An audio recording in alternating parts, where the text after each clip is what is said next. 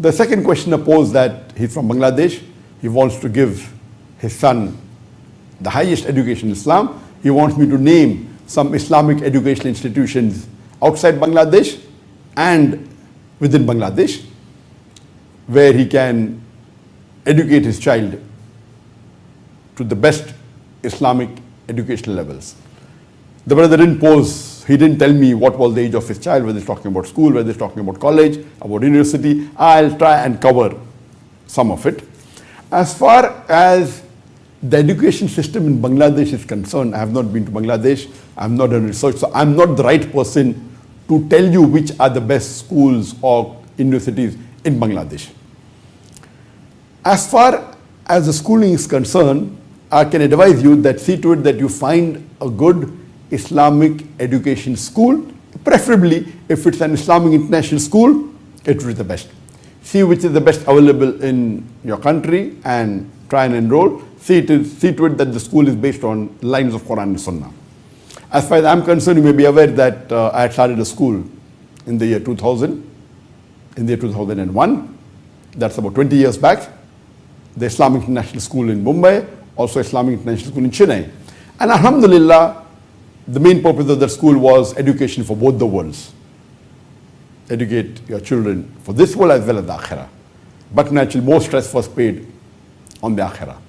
And we wanted to see to it that when the child passes the 12th standard A level, he has the basic knowledge that is required for a Muslim for the worldly affairs. And I felt that IGCSE, the Cambridge board, once you pass A level equivalent to 12th standard or the HSC, higher secondary school, a person gets fairly good knowledge of the worldly subjects. So if a person passes A levels of the Cambridge or the IGCSE or the HSC or the 12th standard as we call, he fairly gets a good knowledge of the various subjects that are required for the worldly knowledge. If it's Islamic international school which is attached to a syllabus of the Cambridge, it's very good, or some international syllabus which gives a good education, simultaneously educating a child with the basics of Islam, then about Quran, Hadith, Sharia, Fiqh, like what we had in our school, Islamic International School. And alhamdulillah, it was a very successful school, mashallah. We had the main medium of instruction was English and Arabic. So if you can find a school whose main language of instruction, two languages I believe are most important. One is Arabic, the language of the Quran and the Sahih Hadith. And second is the English language, which is an international language, which is required for a person to dawah. And third may be the local language. If you are in Bangladesh, can be Bengali. If you are in India, can be Hindi, depending which state you are coming from. But the two main languages are Arabic and English. And our education was mainly in these two languages. And we saw to it that the selected children, about more than 1/3, who we felt can do hifz, they finish hifz by the time they reach standard 5. And from 5th to 10th they did muraja, so that they become a hafiz, which so that the person can become a hafiz who not only memorize the Quran but can repeat it very easily without any revision. Then Arabic, we wanted to make it strong besides English, so that both these languages become as good as their mother tongue.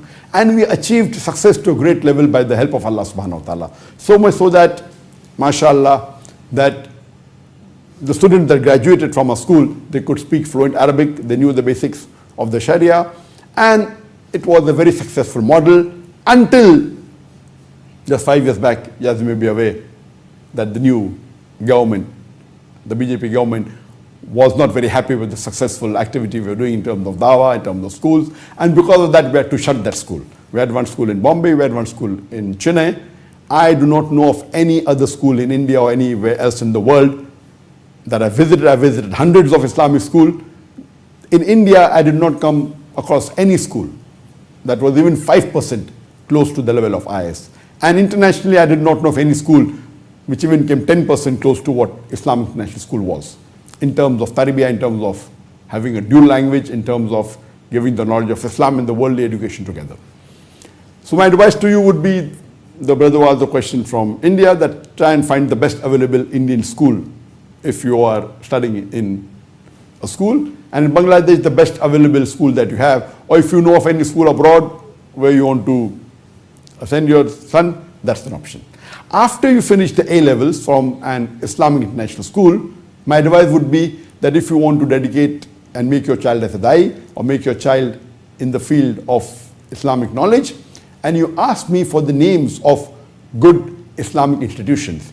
As far as Bangladesh is concerned, I'm aware that there are a few Islamic institutions, the Islamic University, which is there in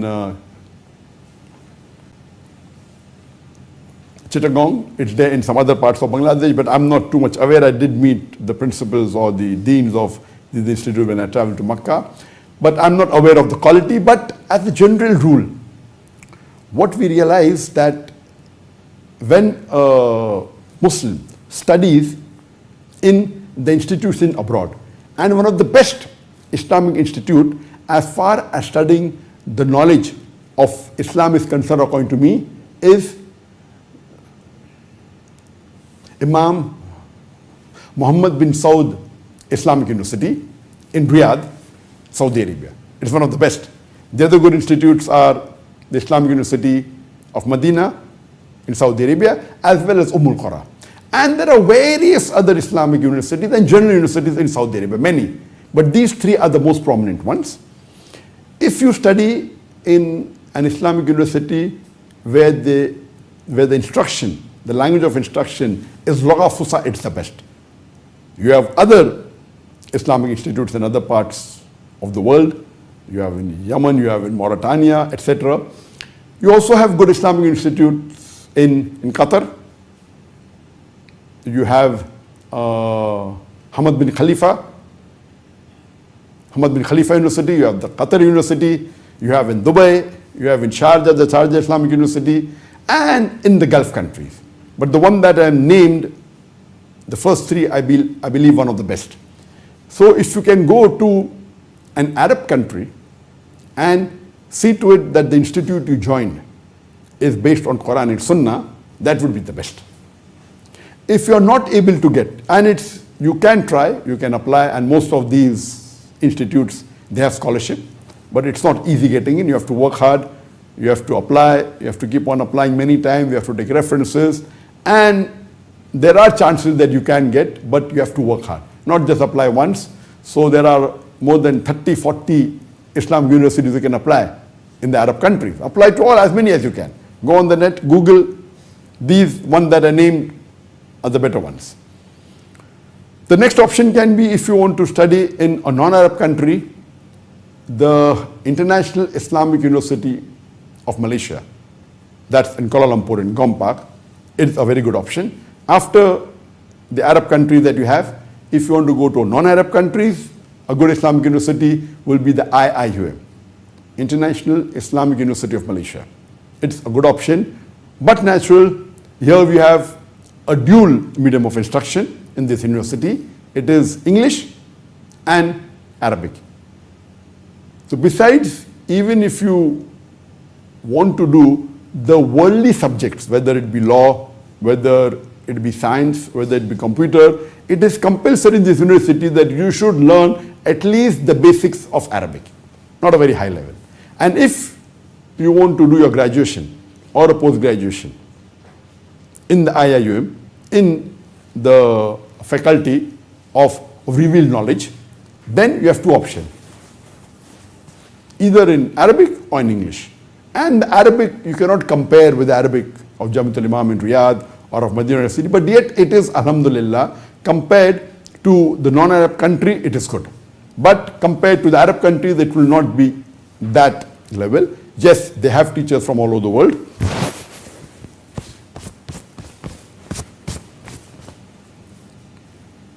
They have teachers from the Arab world, and they've selected the best of teachers from different parts of the world. So it's a good option. And if you cannot get scholarship in the Gulf countries or the Arab countries, the fees in IIUM Malaysia is reasonable.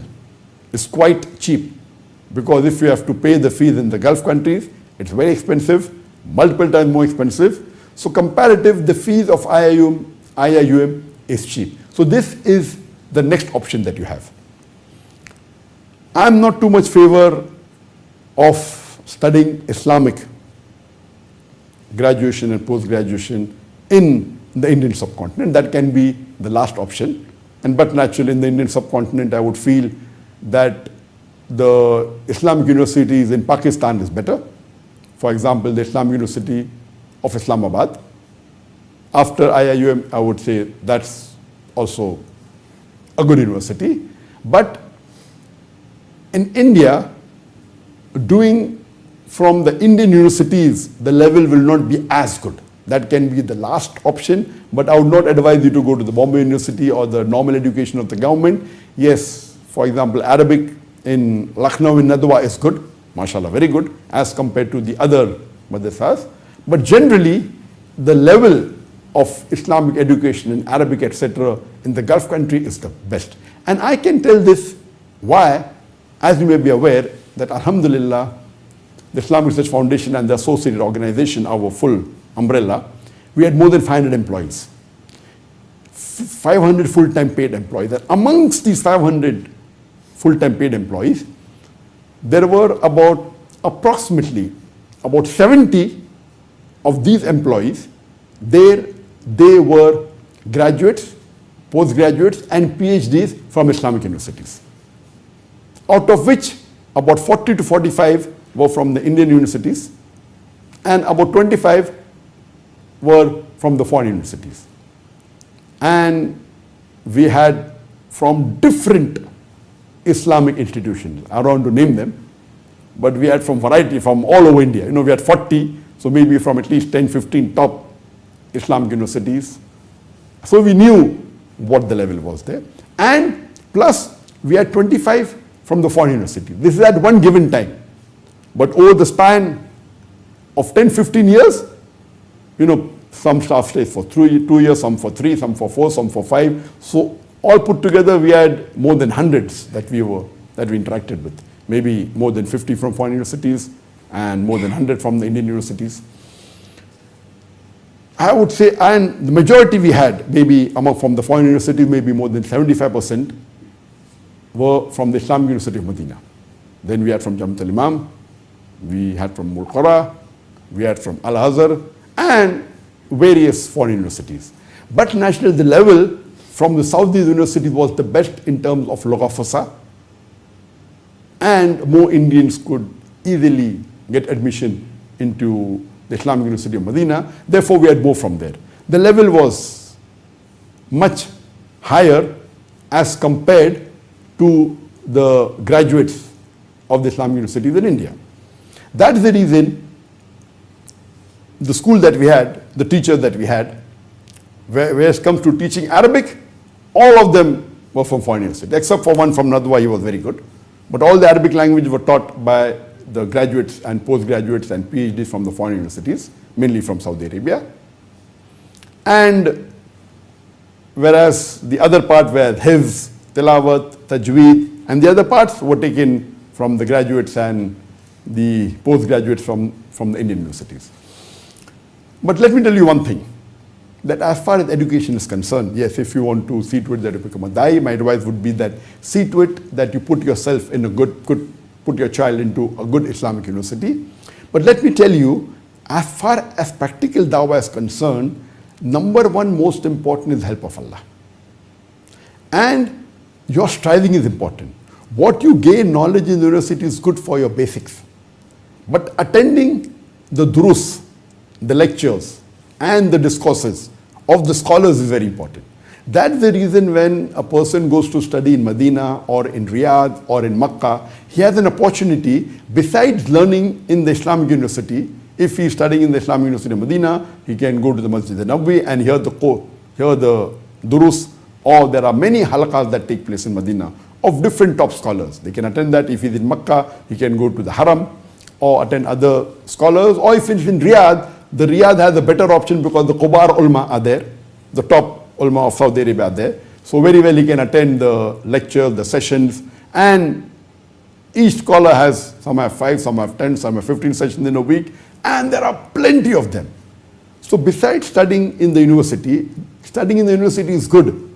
You get a degree, you get a qualification, it will be good for getting a job, but for practical dawah, studying under the scholars, one-to-one, or attending the durs is more important than what you study in the university. What you study in the university, you read, you pass the examination, that's it. Most of it is forgotten unless you revise it. So my advice would be similarly, what you study in colleges, what you learnt in science or in arts or in commerce, that's the basic. Unless you do not implement it after you pass and do your internship, you will not excel in that field. So same thing with Islamic studies.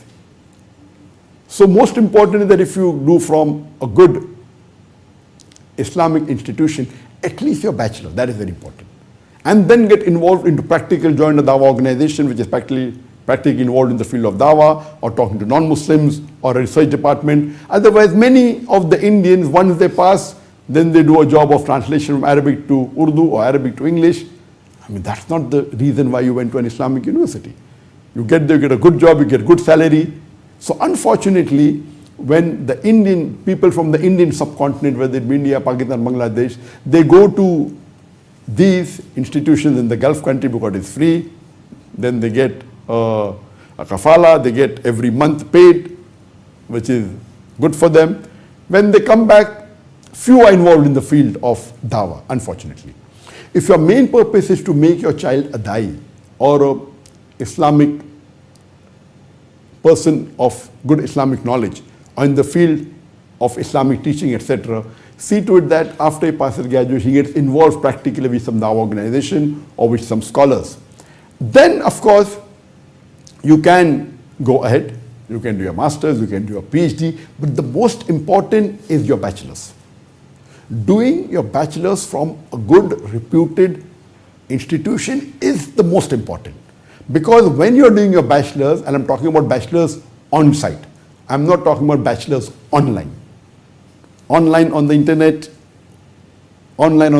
you have got various universities.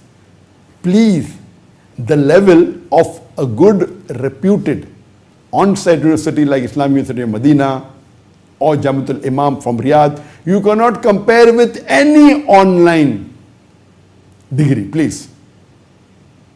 Yes, if a student is excellent and he has the knack, he has the passion, he can benefit from these online universities. I'm not saying don't join them, but you cannot compare the level. Please don't deceive yourself. Attending physically, meeting the scholars one-to-one is something different. The online university, the level of the scholars that teach on the online university generally, you cannot compare with the on-site university. The teachers that teach in the Medina, they are of the scholarly level. On the online universities, I hardly know. Maybe for a short time, some scholars may be coming. But most of the one that I know, you cannot compare the level at all. One-to-one is something different.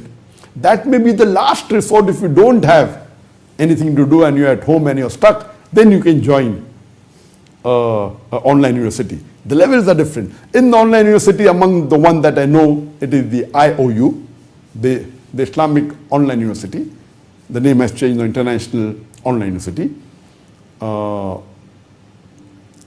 That was run by Dr. Bilal Phillips, the one that's available. There are other ones out there, that are the KIU, Knowledge Islamic University, that by Sheikh Saad Nasr al-Shetri. There are many, but the level that you get in the on-site universities like Islamic University of Medina, Jamiatul Imam, Qura is something different.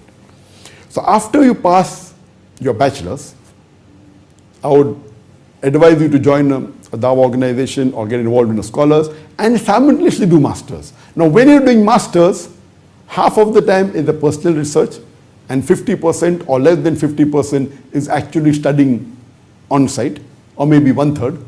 So even giving less than half your time, you can complete your masters. Some universities take 2.5 years, some 3, some take 4. So while you are involved in practical dawah, you can do your masters, and if time permits you, you can even continue your PhD, depending in which subject you are doing a PhD, depending what your liking is. But natural, I prefer that if you are in the field of dawah, I would prefer Sharia, doing bachelor's in Sharia and master's in PhD. The next would be tafsir of the Quran. If someone has a liking for the Quran, then okay, tafsir of Quran is good. Then the hadith is there. So these are the few which are on the better knowledge for doing dawah. One is the Sharia, next would be tafsir of the Quran, third would be hadith. These there are other things, usul al-deen, then there is dawah. So when they talk about dawah, most of these bachelors, they're talking about dawah to Muslims, not dawah to non-Muslims. There are some courses like comparative religion in IIUM. There are comparative religion courses even in the Saudi universities, but that level is different. Because I've met some of the students or some of the people who have passed their PhD in comparative religion.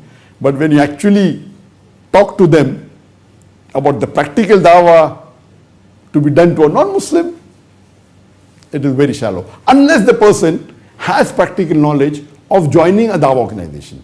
That's the reason for practical dawah, you have to get involved with people who are scholars, who are dais, who are experienced, or join an Islamic organization. That will really improve your skills, not just doing a graduation. So my advice would be, after you pass the graduation, see to it they're involved, and simultaneously do your masters. If you want high level, do PhD. You can do one PhD, you can do two PhD, as long as the person is young and can take it. And so that, but these degrees are only good for the world, may not be useful for the akhirah unless you implement it. You may get a good job, you may get a good job of a professor or a good post, or if you do Islamic finance, you get an Islamic bank.